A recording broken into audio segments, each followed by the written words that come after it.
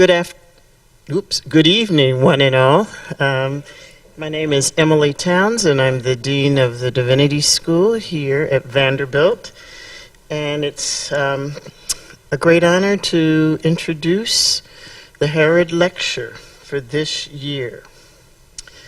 The Vanderbilt Divinity School Howard L. Harrod Lecture was established to honor Harrod, the Oberlin Alumni Professor of Social Ethics and the Sociology of Religion. Professor Harrod, who died in 2003, was on our faculty for some 34 years. He wrote widely, with several books devoted to ethics and to Native American religions and cultures. The Harrod Lectures, which began in 2004, are intended to deal with aspects within any of the three fields of Harrod's interests: social ethics, sociology of religion, and Native American religions and cultures.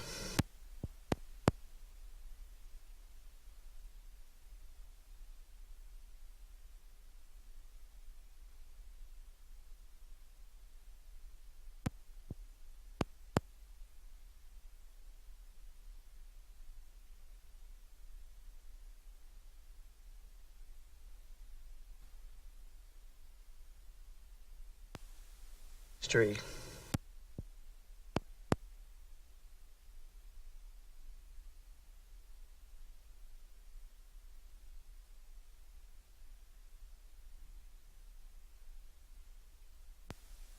Crucible, Black Steel Workers in Western Pennsylvania, 1875 to 1980, which chronicles the failed centuries-long struggle of black steel laborers to attain occupational parity with their Caucasian counterparts.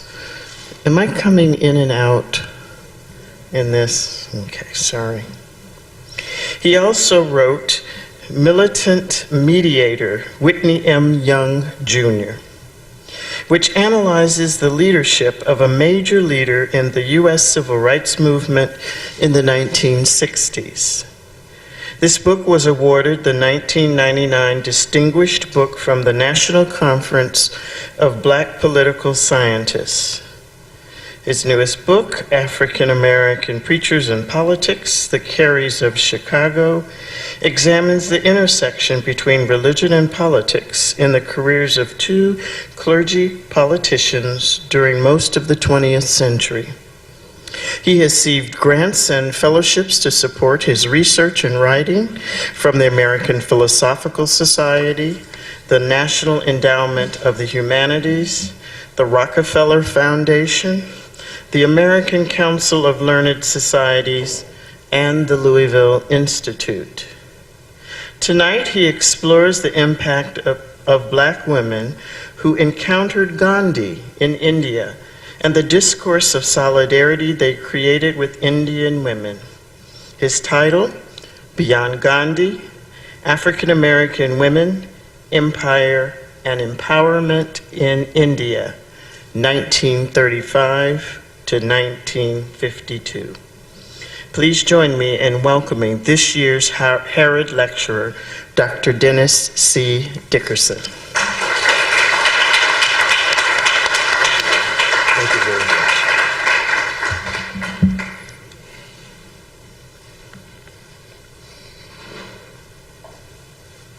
I greatly appreciate that very generous introduction by Dean Towns, and appreciate greatly her invitation to me extended a couple of years ago to deliver this year's Harrod lecture.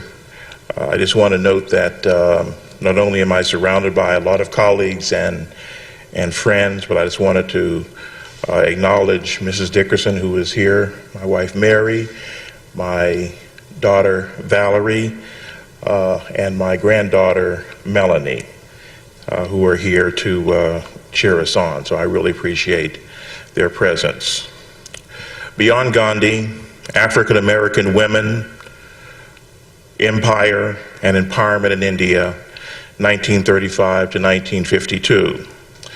African American women encountered Mohandas K. Gandhi in India in the 1930s and 1940s, and influenced others whom they mentored to engage with nonviolence as a strategy both to liberate blacks and to emancipate colonized peoples.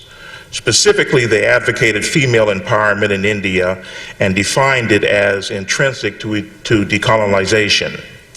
Unlike black male religious intellectuals who engaged Gandhi about nonviolence, these female internationalists created a discourse of solidarity with Indian women that expanded beyond their traditional activities of missionary activity in Africa.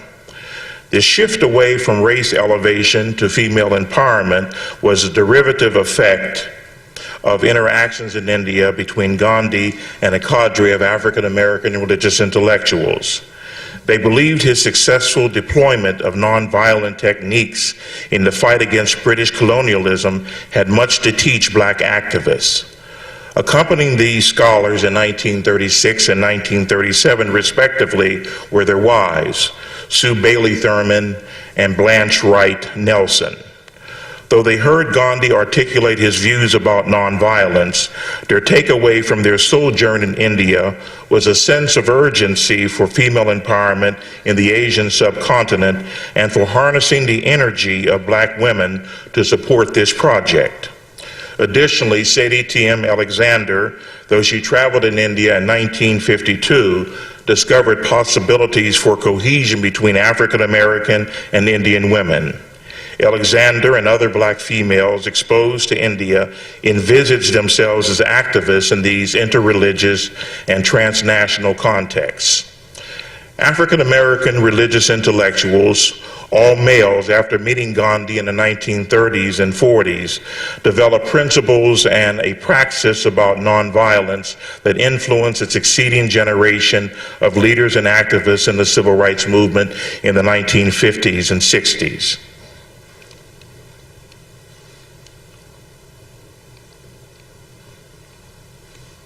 Do I aim this at the...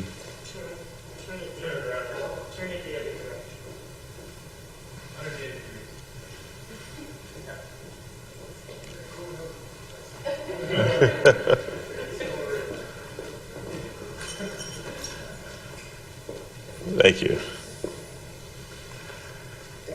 All right. Oh, do it this way? Yes. Okay, thank you. Thank you very much. The red button is the clicker. It's the...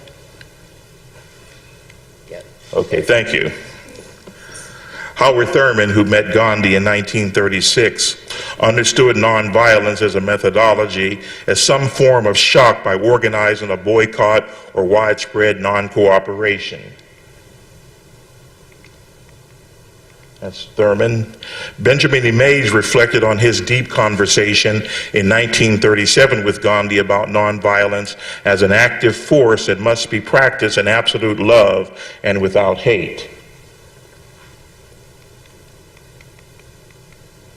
William Stewart Nelson credited Gandhi for the persistent and wise employment of those instruments of power available to his people: mass organization, mass resistance, political solidarity, and economic leverage. Nelson added that the use of these pressures required practitioners to employ those pressures in ways not to hate, not to do injury, and not to destroy the possibility of reconciliation.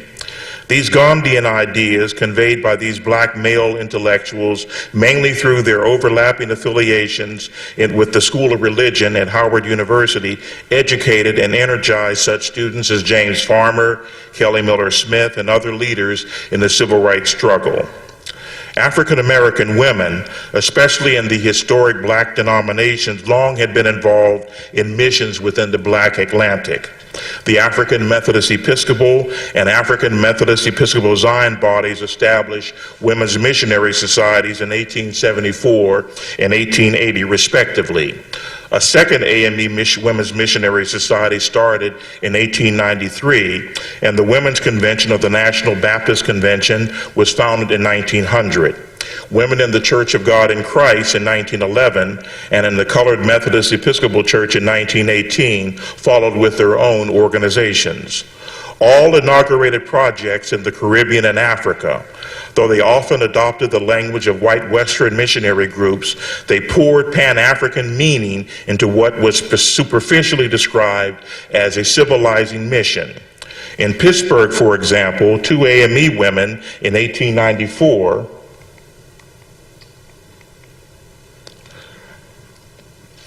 founded the first magazine published by the Women's Missionary Society. Their masthead proclaimed women's love and women's light and love for heathen Africa. You see that right here. They belonged, however, to the Women's Parent Mite Missionary Society, whose 1874 founding document linked them to AME founder Richard Allen and to the Haitian insurgent Toussaint Louverture. Though we should rightly recoil from their use of the term heathen Africa, it should not obscure their Pan-African consciousness and their support for ending European colonialism in Africa. They also endorsed an indigenization that showed familial cooperation with African women who, in pursuing common Pan-African objectives, function as full partners in pushing for continental self-determination. Charlotte MANYE MAXEKE, Amanda Mason, and EUROPAJ RANDALL, within a transatlantic religious body to which they and their African American mothers and sisters belonged, mobilized institutional resources to advance African autonomy. MAXEKE of South Africa discovered the AME Church while a part of a singing troupe traveling in the United States. Because of financial hardships, a sympathetic pastor, Reverend E.C. Ransom, arranged matriculation for MAXEKE and others at the denomination's flagship institution, Wilberforce University. MAXEKE exposed to such professors as the young W.E.B. Du Bois and the legendary African immigrationist and Bishop Henry M. Turner, spearheaded a merger between the U.S.-based AME Church and South Africa's black dissident Ethiopian Church, which a family friend, M.M. Makone, had founded in 1892. The Women's Parent Mite Missionary Society also viewed her as a partner in strengthening a black religious presence in the region, where white settler people subjugated indigenous Africans. Hence, MAXEKE, with a Wilberforce degree in hand, started a coeducational school in 1903 with a special emphasis on girls. She lamented, for example, that some African fathers lashed their daughters for wanting an education, preferring to sell them for so many head of cattle. It would have made your heart ache to see their backs, said MAXEKE in a letter to her African American mothers. This familial relationship was reaffirmed in 1909 when the WPMMS planned a trip back to the United States for our African daughter to raise funds for the Wilberforce Lillian Derrick School. Educator MAXEKE, however, became increasingly politicized as South Africa's white minority government intensified restrictions on the rights of indigenous tribes. In response, she joined a succession of organizations that fought these injustices, including the African National Congress and the Bantu Women's League, an ANC affiliate. She resisted on two fronts against white suppression of blacks and the surprisingly sexist policies of indigenous freedom groups. Just as MAXEKE moved back and forth within the Black Atlantic, Amanda Mason and EUROPAJ RANDALL forged on the mother continent Pan-African solidarity across national and colonial boundaries and resisted the hegemony of white settler and European power. Despite a premature death in childbirth, Amanda Mason emulated MAXEKE's route through Wilberforce University and a partnership with African American women. She returned to her native Liberia to teach and then to the girls' school in Sierra Leone. When she married her physician nationalist husband, A.B. Exuma, and joined him in South Africa in 1927, she became a leader in the WPMMS branch in that region. Europa Randall built an educational and congregational infrastructure for the AMEs through her diverse movements within West Africa. Born in Sierra Leone, Randall in the 1930s settled in the British-controlled Gold Coast and established a congregation in Issaqueto and several schools throughout the colony. Like MAXEKE and Mason, Randall affirmed a peer cooperation with the WPMMS as a delegate to its 1939 convention in Chicago. These ties proved problematic for male clergy in the Gold Coast because funding from these African American women provided her with an independence that they clearly eschewed. When Ghana gained its independence from Great Britain in 1957, Randall and other denominational officials agreed that the schools that she and others founded would be aligned with the educational system of the new African nation. This heritage of black female internationalism framed how other African American women pursued solidarity and empowerment for colonial peoples elsewhere in Africa and India. These church-based Pan-Africanists, however, differed from their India-focused successors. While MAXEKE, Mason, and Randall drew funds from the religious organizations of African American women, travelers in India tapped into a network of interracial and international groups such as the YWCA and the American Friends Service Committee.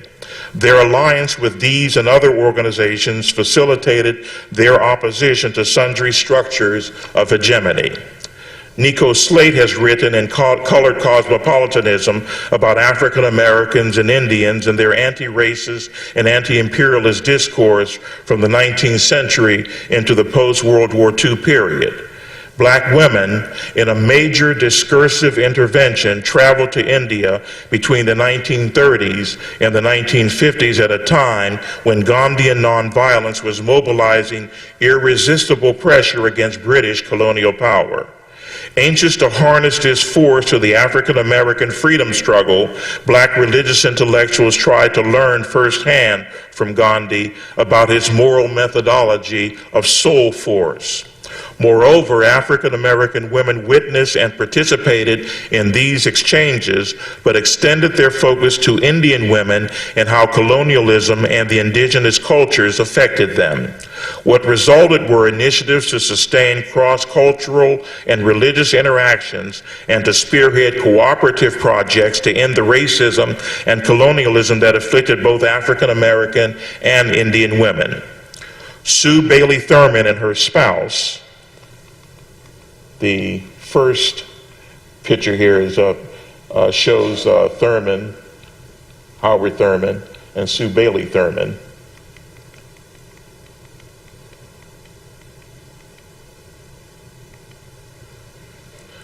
Sue Bailey Thurman and her spouse, the prominent preacher and professor Howard Thurman, put African American religion into discourse with interfaith principles that affirm black freedom objectives. Hence, Howard Thurman, impressed by Gandhi's praxis of nonviolence as a liberatory tactic for subject peoples, aligned Christianity with the Hindu and Janish-derived terms satyagraha, soul force, and ahimsa, do no harm. The result was his classic Jesus and the Disinherited, which portrayed an insurgent prophet of Jewish heritage who criticized Roman hegemony. African Americans, he believed, could draw upon diverse religious resources to mobilize against Jim Crow ideology and structures in the United States.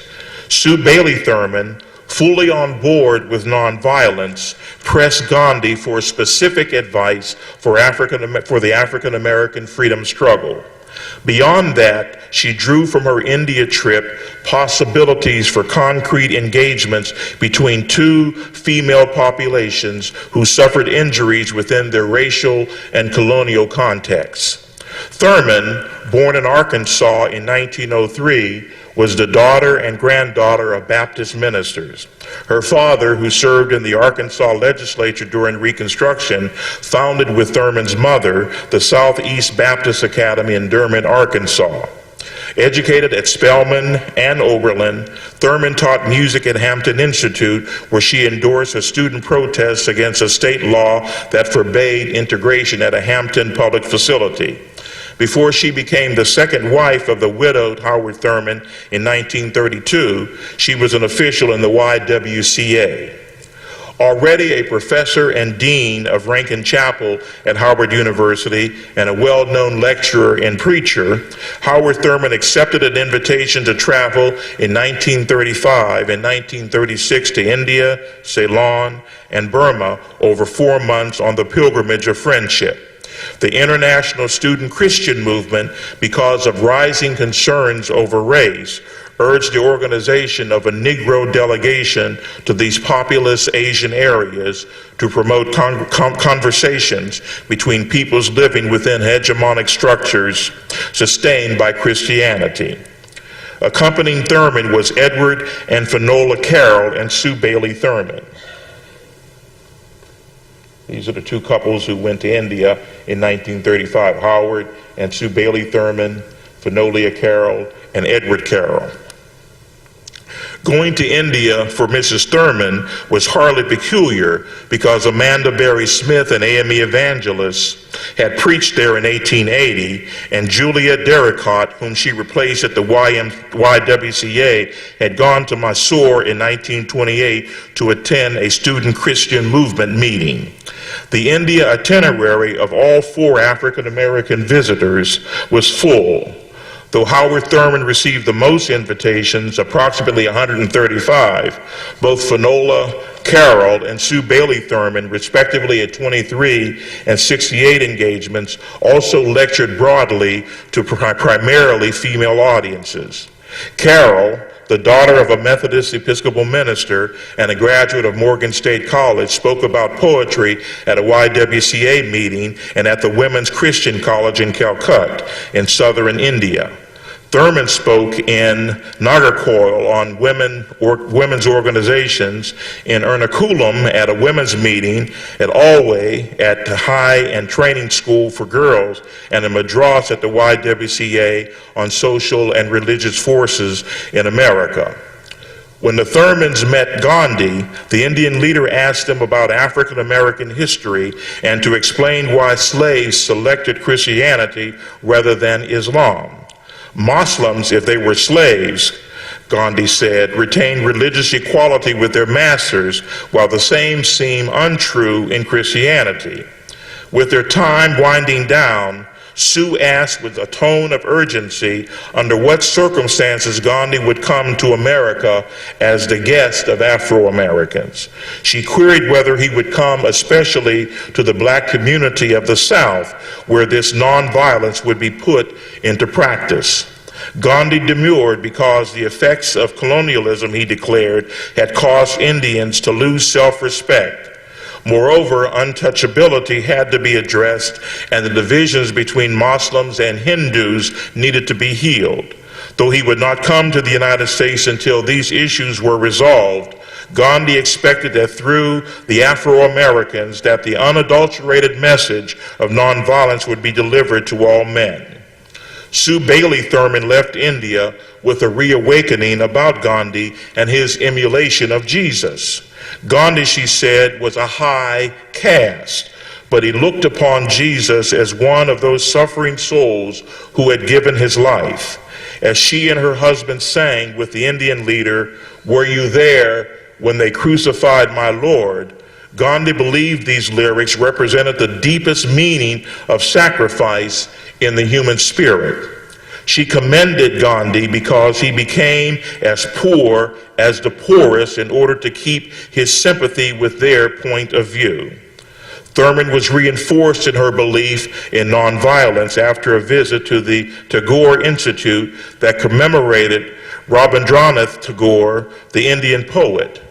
Black people, she said, in reflecting on his poetry, might save America without violence if we had sensitivity enough to live above or transcend the world of prejudice. Sue Bailey Thurman returned from India convinced that African American women, while historic heroines in the black freedom struggle, should now move with greater vigor into the international sphere.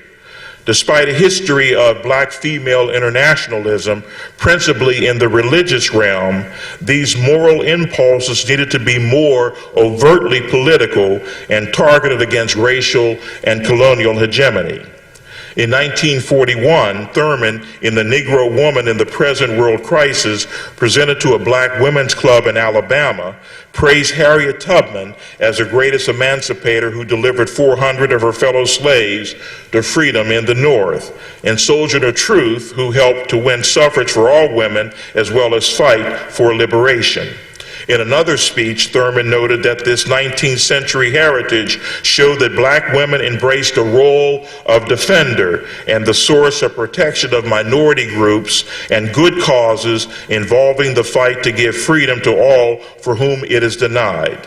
Nonetheless, Thurman announced a new battle area and a spiritual duty that required African American women to improve life at the level of all people, and especially the humbled, distressed, and persecuted of our group. In the tradition of Tubman and Truth, she shifted to an international arena and demanded the championship of all depressed minorities, resenting the insults delivered to them. Thurman had been leaning in this direction for at least a decade. The Indian travels of Juliet Derricotte, a friend to both Thurmans, and the first-hand experiences of Sue Bailey Thurman in speaking to Indian women in their indigenous settings led her to promote an internationalist leadership of anti-racist and anti-colonial black women. "We fight on all fronts," she said. It was crucial that black women establish ourselves in all parts of the world as people to be respected. She identified strange and sinister vehicles of propaganda in media, books, and mammy dolls that damage the image of African American women.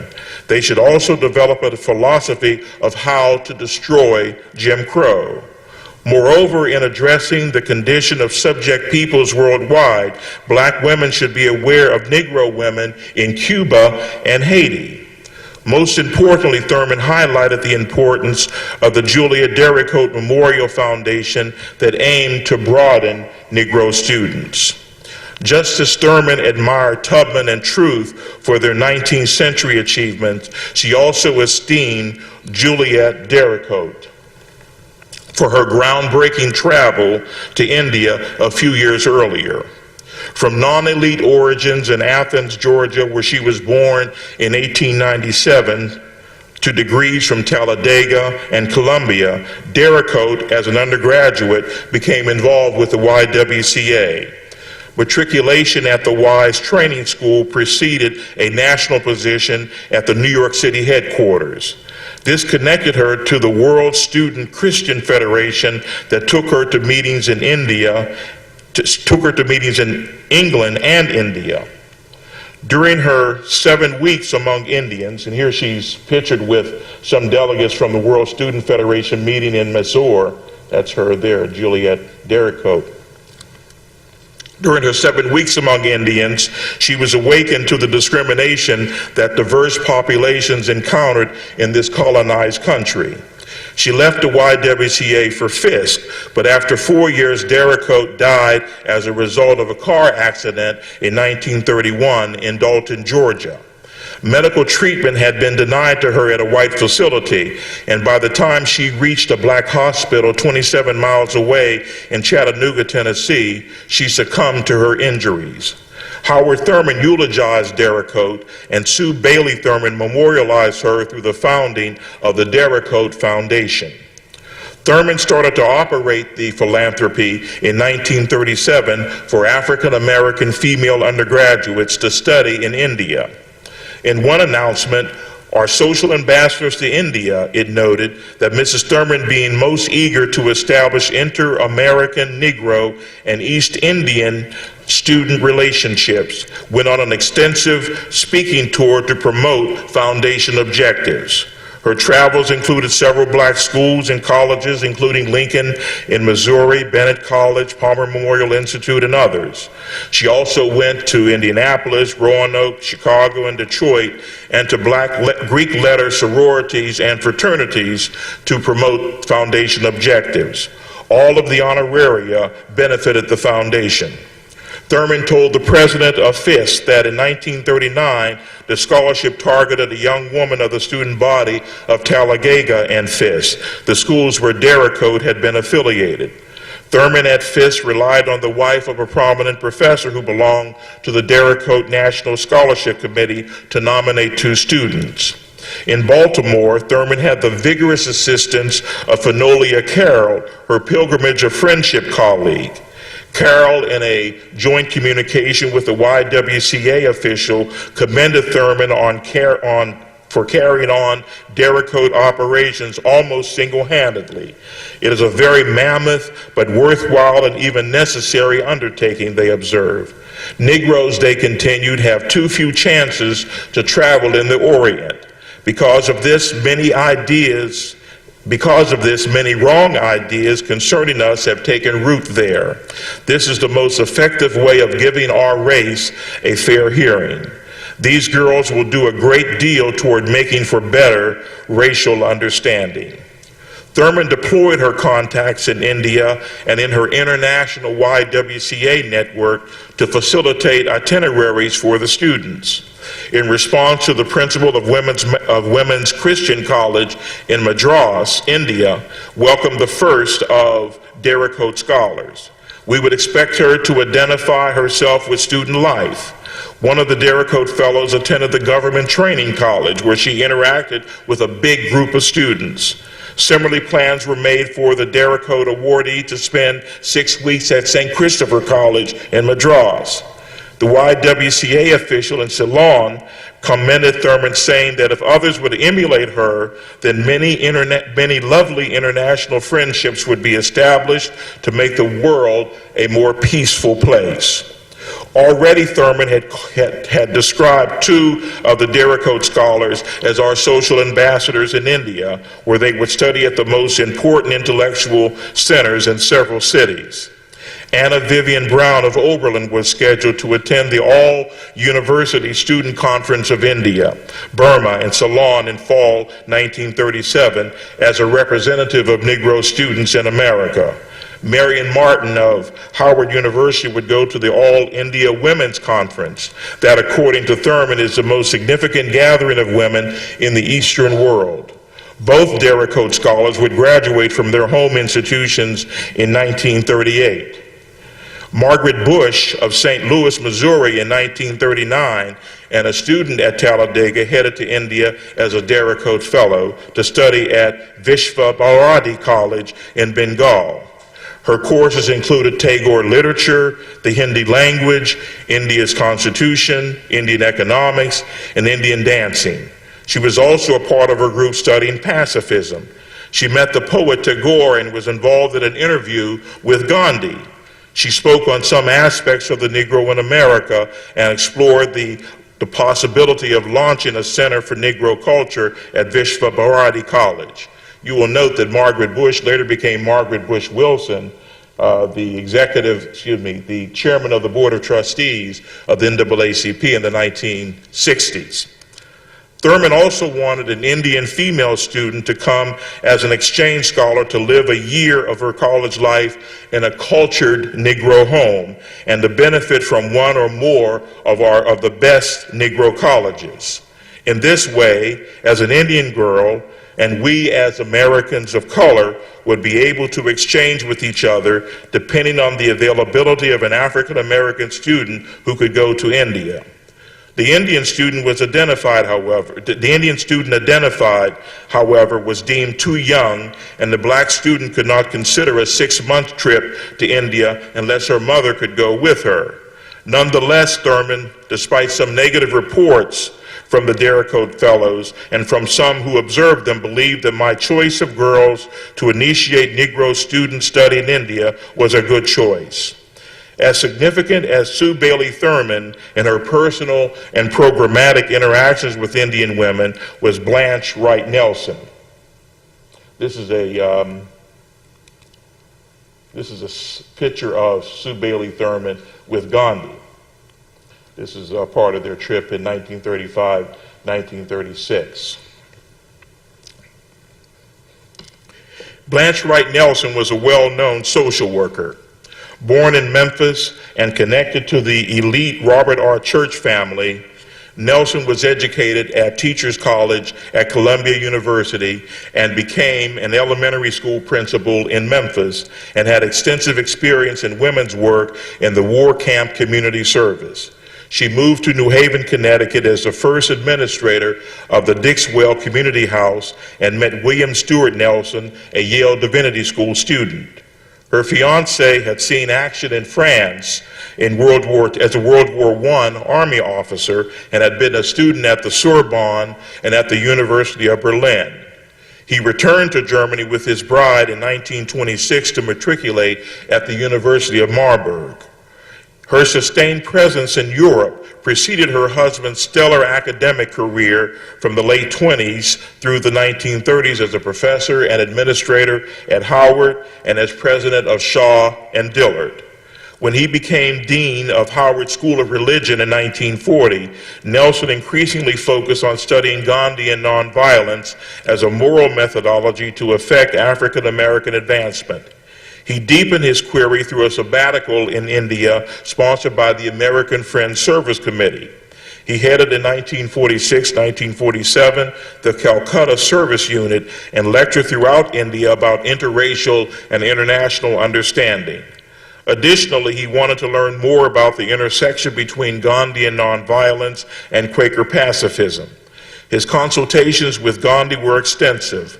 Perhaps more importantly, he traveled with the Indian leader at several sites of interreligious violence between Muslims and Hindus due to the 1947 India-Pakistan partition. Nelson had an eyewitness view of the moral authority of the Indian leader as he calmed some of the outbreaks. The AFSC tapped the Nelsons as a couple with a special assignment given to Blanche Wright Nelson to help organize welfare centers and train Indian community workers. Her involvement with religiously and ethnically diverse groups of Indian women occurred during this period of decolonization. Firsthand, she observed the issues that both colonialism and culture imposed on India's female population. Blanche Nelson acknowledged that her role at the Calcutta Service Center principally lay in relief programs and training professionals about improving their services to their clients. She noted that I worked specifically with small Muslim girls and a most unusual group of college men and women and young teachers who made up a cross-section of Indian cultures and some Europeans and Americans. Nonetheless, Nelson envisaged her work far more expansively than what AFSC officials may have intended. She contacted the Bombay-based Tata Institute of Social Sciences about participation in the All India Conference of Social Work. Beyond her particular duties at the service center, Nelson obviously wanted to pursue her assignment within a broad understanding of the systemic needs of vulnerable populations in a hugely diverse, decolonizing nation of 390 million people. Even without an affiliation with the All India Social Work Group, Nelson had involvements in sundry health, education, and intergroup initiatives aimed at the amelioration of interethnic and interreligious tensions. Her visit to a midwifery project site and his emphasis on obstetrical services, while significant, did not claim the lion's share of her time. A little project with Muslim girls and young women, she observed, grows increasingly in our interest and affection. These 30 girls, all from a basti or slum, ranged in age from 6 to 12 and came 5 times weekly to an AFSC facility. Here, Blanche Nelson personally provided to them instructional and interactive services. She recognized, for example, their minority status as Muslims in a majority Hindu society and addressed their need for religious instruction in their ancestral faith. Hence, she arranged for them to learn Arabic so they could better understand the Quran. Urdu, a language derived from Hindustani, that Indian Muslims mainly spoke, was the mother tongue of most of the girls. Nelson, however, endorsed their desire to learn English. To speak English, she realized, is the hallmark of education and a ladder to better opportunities. Nelson, though cheered by their ambition, worried that these young girls were trying to learn too many languages at one time. Her intimacy from the perspective of these Muslims was notable because within the small population of Westerners in Calcutta, only a very, very few have the desire to know and to be associated with Indians. Nelson hardly despaired because 6 young Muslim women volunteered to assist her in the project. One of them, Nelson was delighted to note, belonged to the Bengal Muslim Women's Association. It was her hope that these minority religious women would continue services to her little venture after she returned to the United States. The shift from British rule to partition between India and Pakistan and to Indian independence exposed the region to increased conflict between Hindus and Muslims. That's what Calcutta probably looked like when the Nelsons were there in 1946, 1947. These are some of the women that Blanche Nelson would have encountered during her time there. And this is a picture of India after the partition in 1947. It was divided. It was split, East Pakistan was split off. Calcutta, where the Nelsons were located, is right here in this eastern part of India. And this other part, West Pakistan, was sliced off of the Indian mainland. In this context of interreligious violence over the split into 2 countries, Blanche Nelson organized an international group of more than 30 young people. Because of too few Westerners, Nelson reached to several consulates to help in recruitment, including the Consulate General of France, who promised to locate French-speaking Indians. I am especially proud, Nelson said, of the young Muslim men and girls who are a part of the group. Though Nelson could not achieve numerical balance with too few Europeans, the impressive aggregation of a variety of Indian groups were present in her international group. Later, she was cheered by the addition of a Sikh and a Burmese. Though presentations of Indian culture, especially music and dance, were highlighted, Nelson had a larger purpose in mind. At a time when tensions are so great in Calcutta, she declared, we have thought it wise to center our attention on building the friendships and on those interests where there is agreement rather than to plunge immediately into discussions of a controversial nature.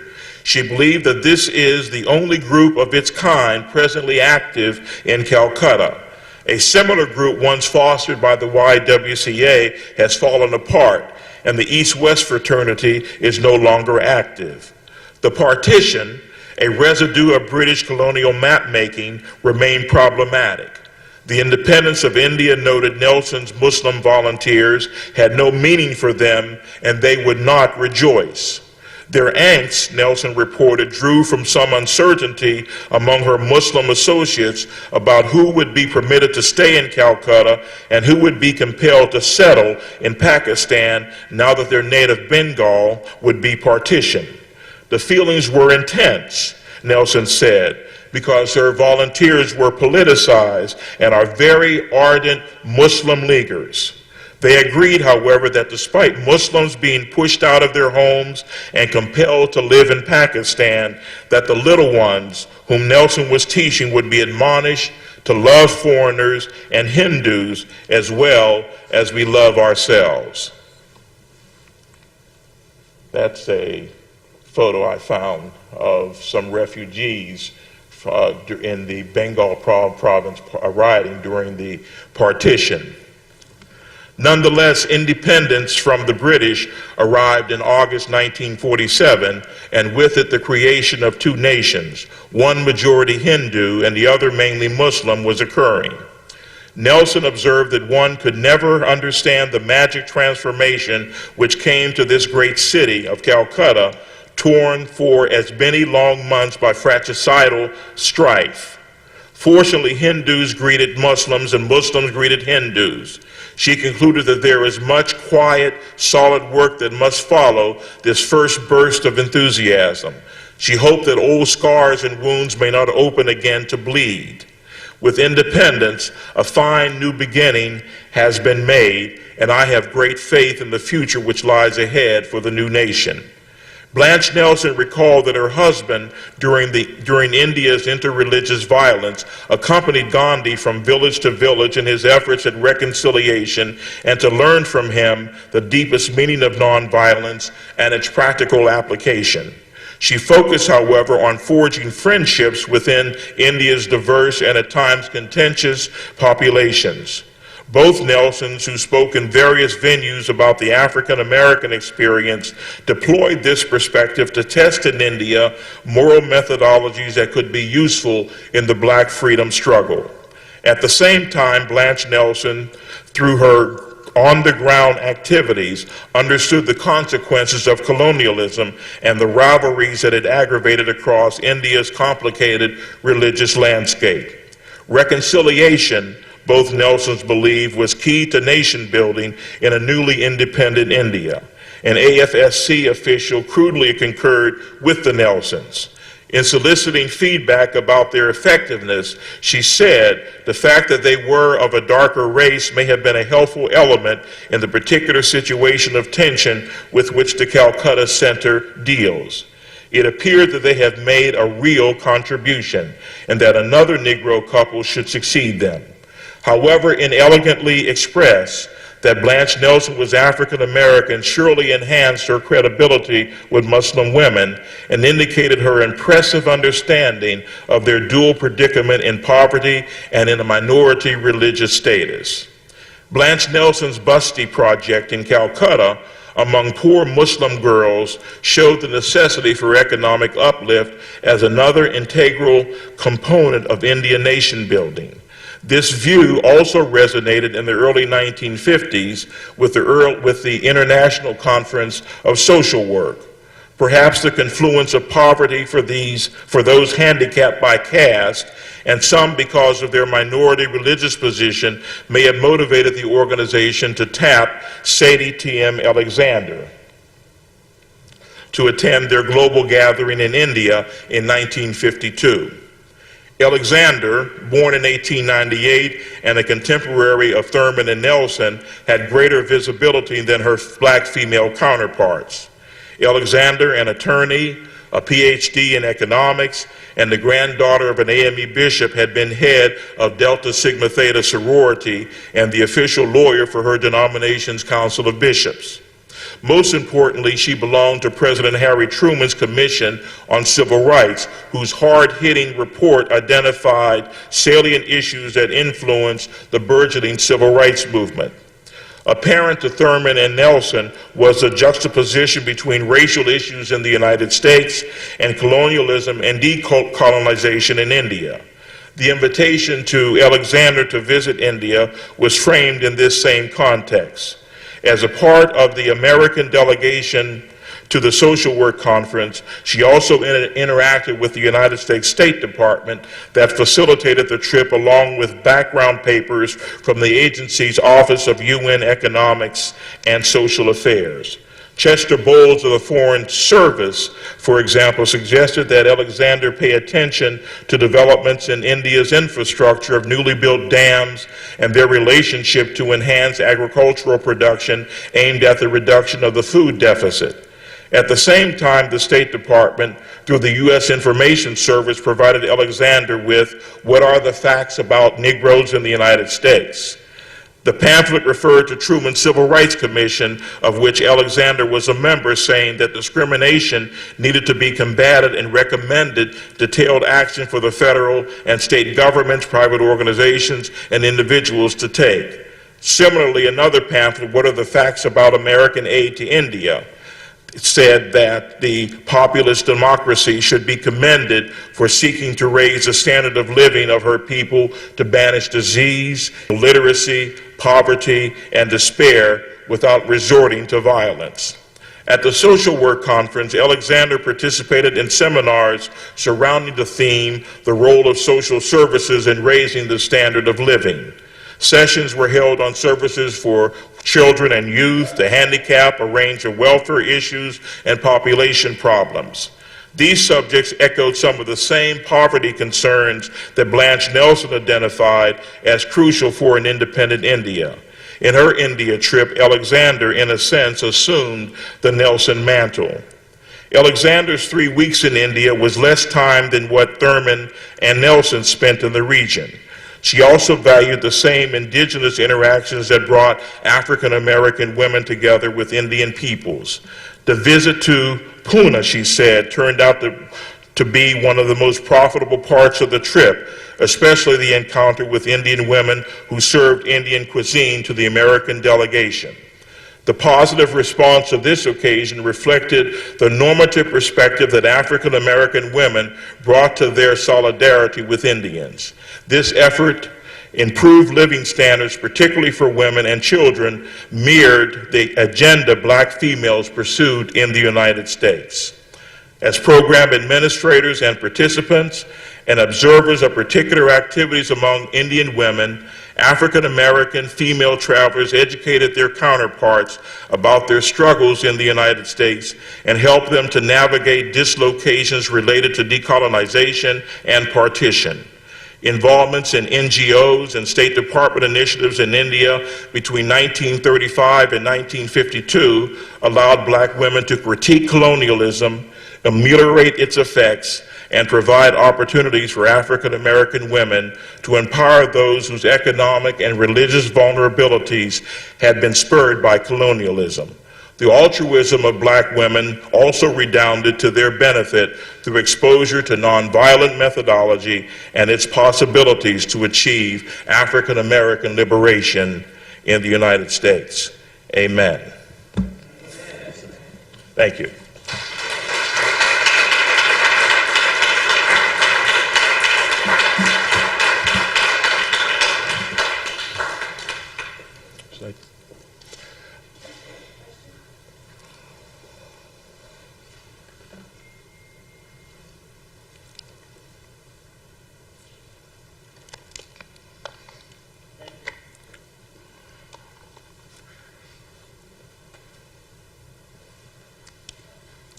Thank you, Dr. Dickerson. I have, as I was listening to the presentation, I was wondering,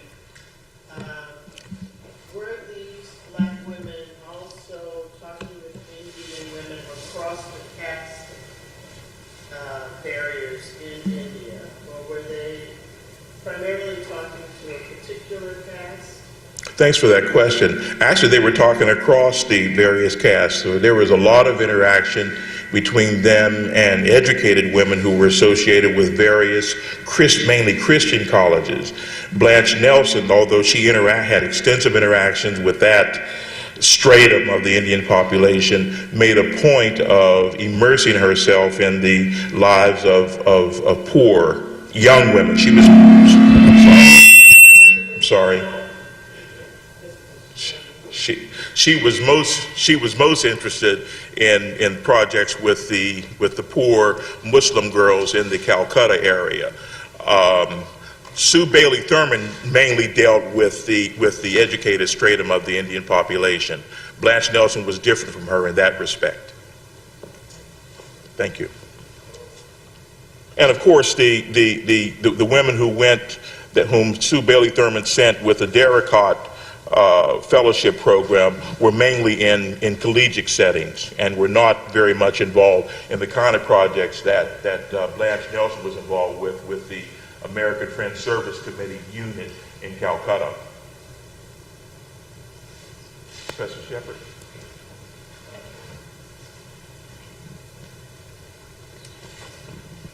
Thank you very much. With regard to the work among different women from different caste settings, is there any indication that the work facilitated Indian women joining together across caste locations?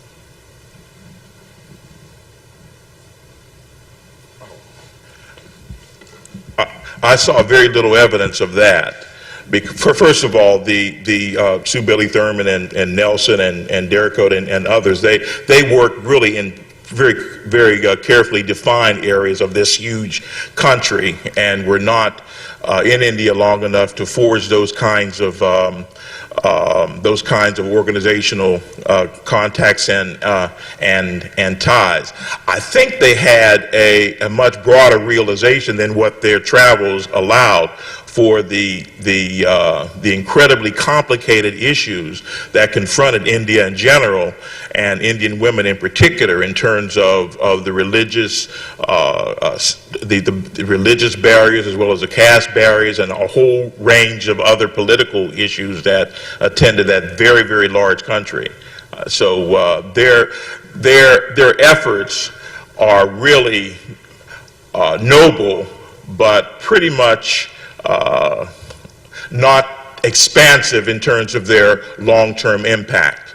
One of the issues that I think one has to confront in looking at the ambitions of this group of elite black women is that while there is an effort on their part to address an honest effort on their part to address the particular complicated issues that Indian women confronted, they were just as concerned as in using that experience as a way to benefit their efforts in the United States.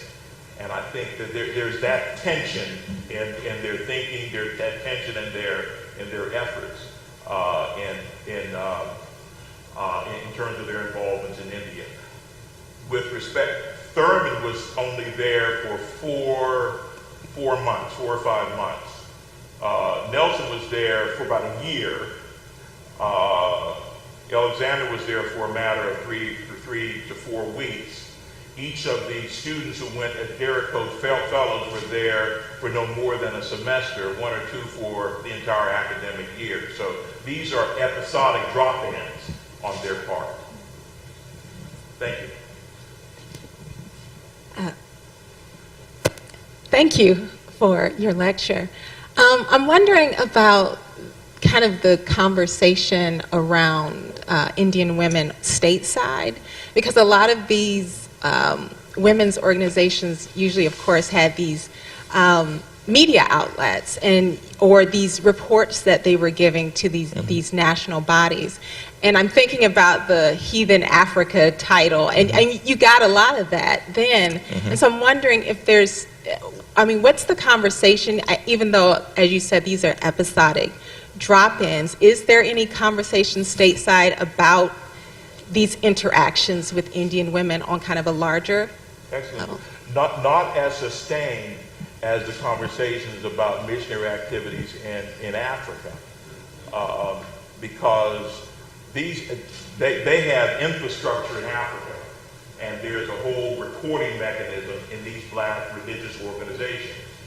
With respect to women who are interested in India, the conversation happened within these interracial networks of the YWCA, the American Service Committee, the Student Christian Movement, and the like, which were not as regularly connected discursively with the infrastructure of black women's organizations, women's clubs, women in churches, etc. And so you don't have a real sustained conversation about India stateside.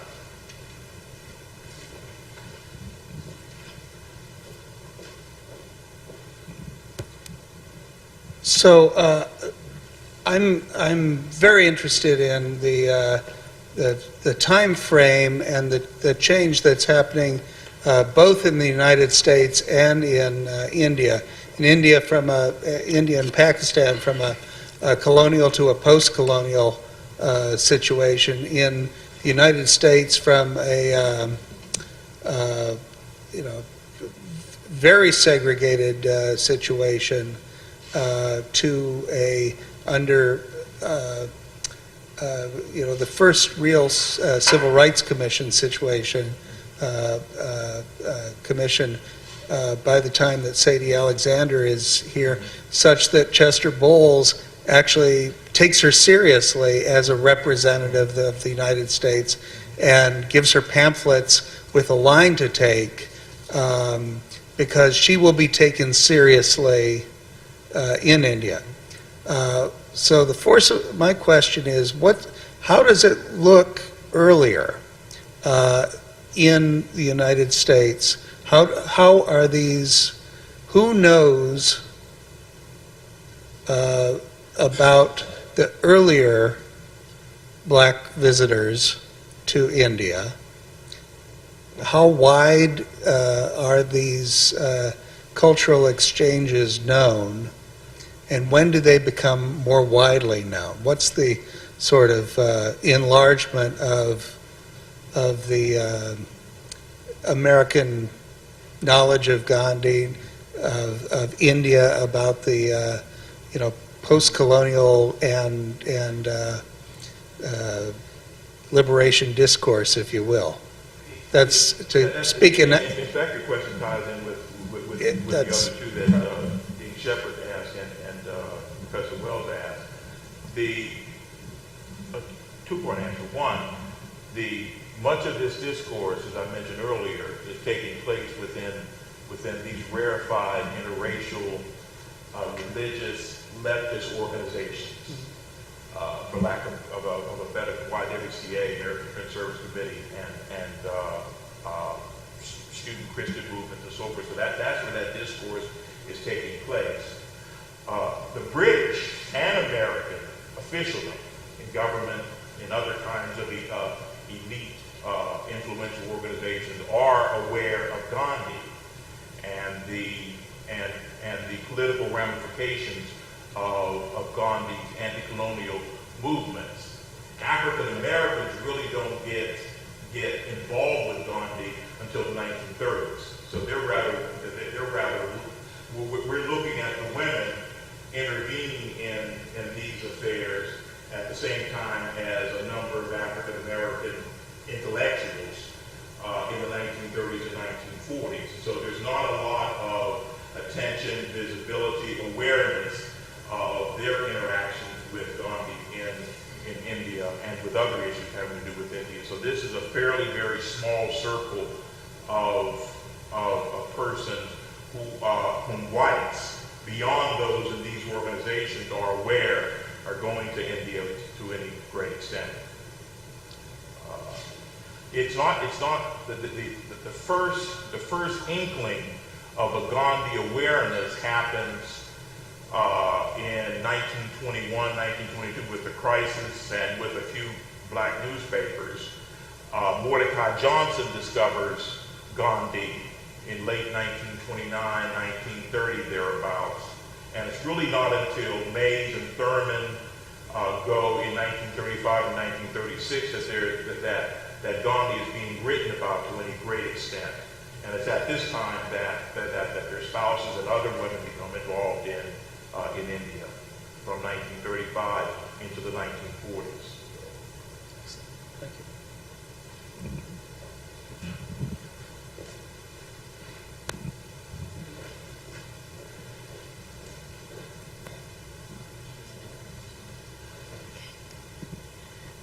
My name is Shara. I'm from Pakistan, and so thank you so much for your lecture, since we don't really hear a lot of the before partition history, especially with African American women in Pakistan. So my question would be, when they were talking with Gandhi, did they also work on the western side of India, which then became Pakistan, or today exists as Pakistan? Was there any work on that side of India? And also, after Gandhi's death, after partition, did this work exist, or did the work with African American women exist? Or are there any traces of that work existing up till today, or maybe a little bit after partition? To your first question about, she's asking, was there much African American, male or female, interest or awareness of the western part of India that became West Pakistan or Bangladesh? And the answer is no, not that I'm aware of. Most of the activity was toward was toward the east, some in Bombay and then also in Calcutta. The second part of your question was? That after Gandhi's death, After after partition and Gandhi's death, did this work exist or still continue? No, not a lot, other than Sadie Alexander and a few African American men and women who go with the organizations like the American Friends Service Committee, YWCA, and so forth. There's not a lot of black visitation to India, but there's a lot of discourse about Gandhi. Nelson, Mays, Thurman, a whole cadre of black male and female intellectuals are writing about Gandhi after his death in January 1948, and they're talking about Gandhi in the context of nonviolent methodology that's being increasingly used in the civil rights movement. And so it's really for those very utilitarian purposes that you have much discourse about Gandhi. And less and less of that is tied with the issues confronting a newly independent India. I mean, so the two issues really get separated by the early 1950s. Thank you. Thank you.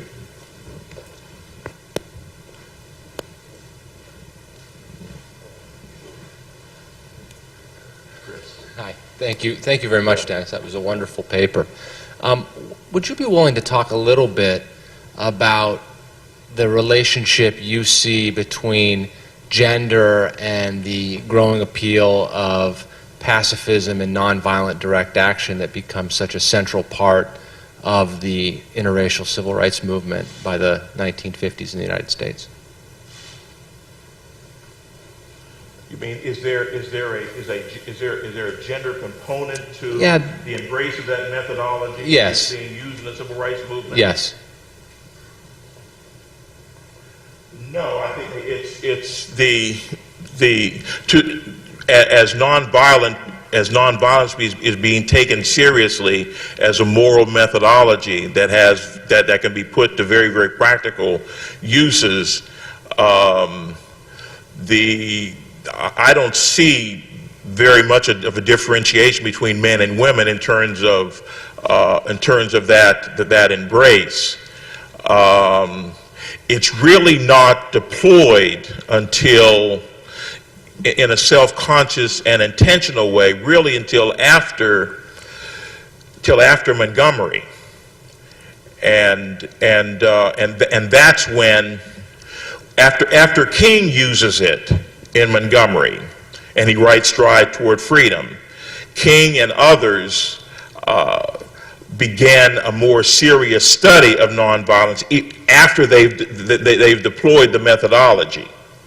And it's not until 1959, for example, that he wants to go to India and meet a network of people whom Blanche Nelson and William Stewart Nelson, friends that they've made who are still alive in India, that King comes to them and asks for their contact list for him to learn more about Gandhi and nonviolence from them firsthand in India. But there's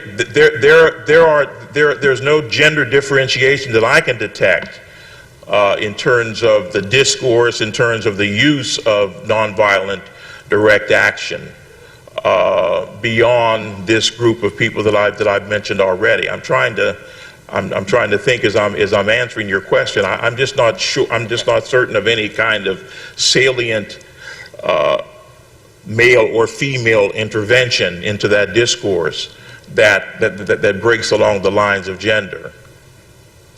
I mean, I was just thinking we normally associate it obviously with Dr. Martin Luther King, but just to see this active, vibrant network that's engaged in the role that women play, I think it struck me as significant. The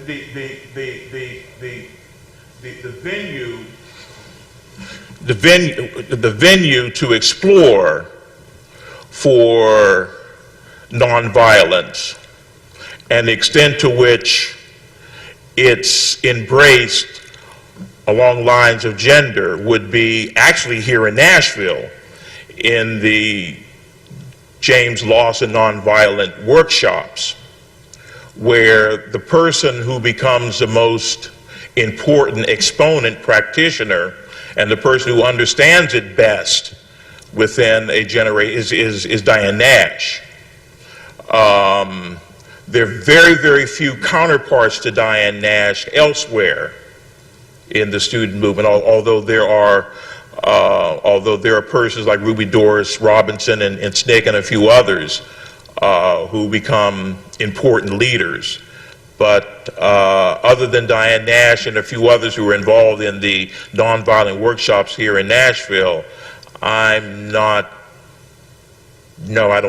can't think of any who would stand out. Thank you. But I'm going to think about that. That's an excellent question. Okay. I'm thinking on my feet. Yeah. Thanks. Dennis, these visits, these international travels, have a clear political objective historically.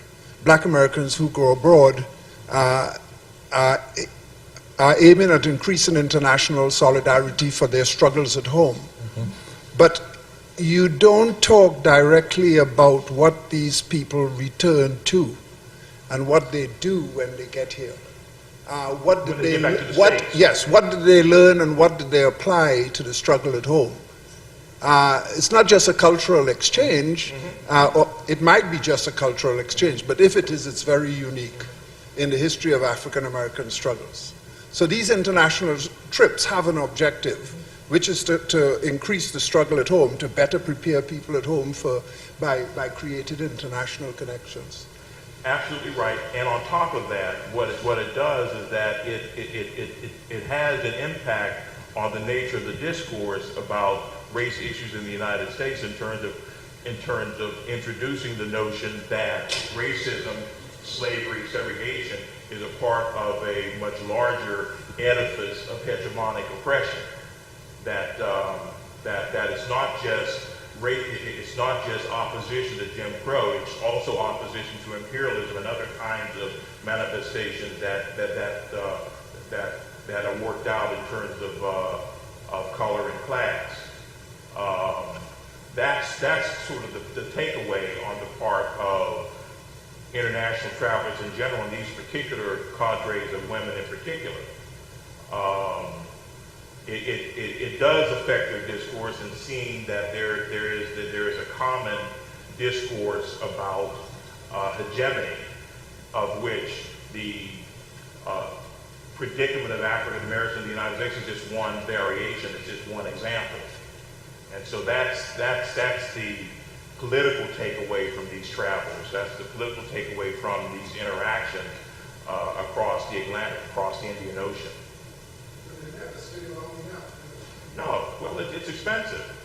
No, really. Also, they're not living off the facts of the land. What did you say? They're not living with the people that they're...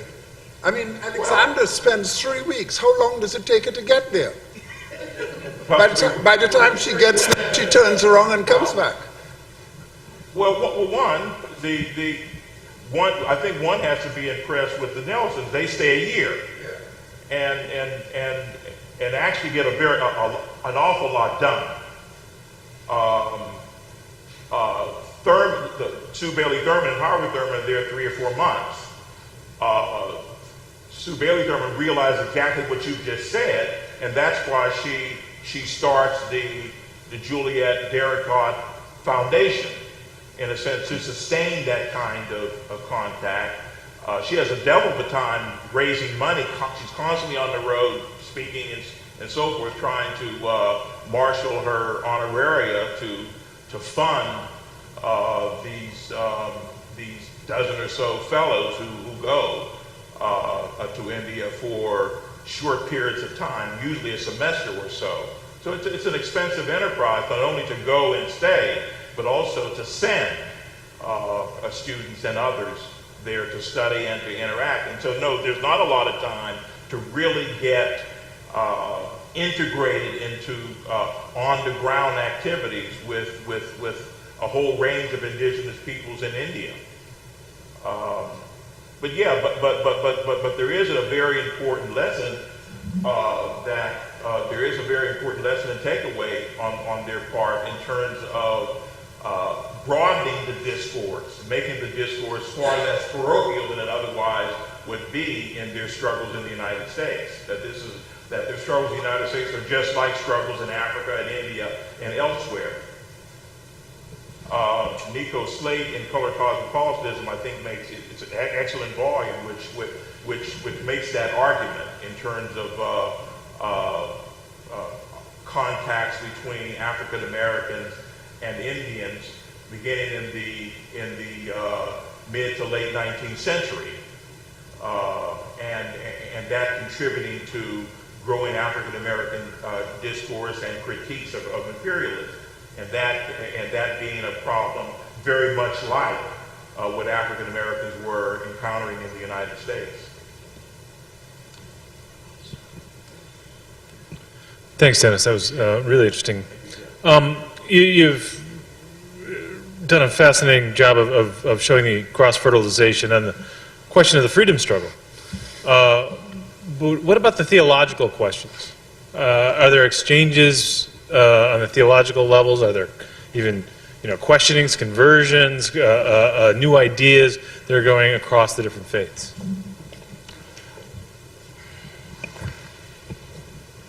An understudy, well, hasn't been studied very much at all, is the exploration on the part of those persons who go to India, other places too, but particularly India, who begin to understand Christianity not in terms of it being a unique religious or unique theological witness, but seeing the ways in which Christianity, in terms of its core principles and its core beliefs, has affinity with other, what William Story Nelson called the world's other great living religions.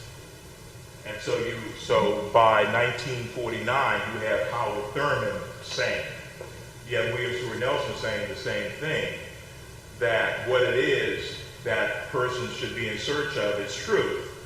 And it's that truth that authenticates and makes authentic Christianity, Hinduism, Judaism, Islam, and so forth. If those truths are found in those particular religions, then those religions are legitimate and authentic. So it's not, to your point of departure, aren't particular doctrines and particular creeds. It's this larger search for truth that Thurman, for example, is engaged in. He's a mystic. Nelson learns that. So when he, what I did mention, upon the Nelsons returning from India in 1947, he edits a book called the Christian Way and Race Relations, in which he invites about a dozen or so religious intellectuals like himself, Mays and George Kelsey and a whole bunch of others, who talk about how Christianity ought to engage other religions and engage itself in terms of finding those principles that can be deployed in freedom struggles in the United States and elsewhere. And so there's this interfaith component. The conventional wisdom in talking about the Black freedom struggle and the civil rights movement after World War II is that it's a church-based movement. That's not exactly true. What's more interesting, just from my perspective, is that it's more of an interfaith exploration.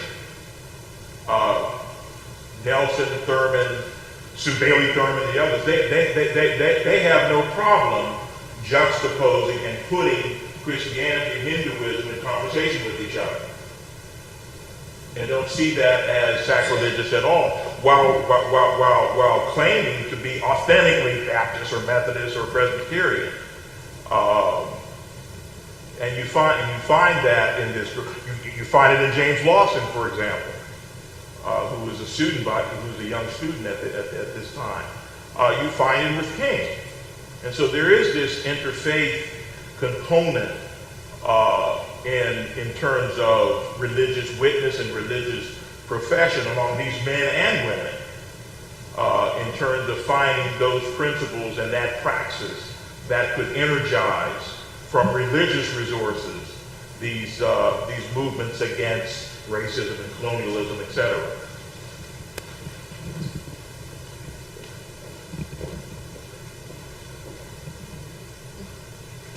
Thank you all for coming, and I invite you to a reception over across the hallway honoring Dr. Dickerson. Thank you. Thank you.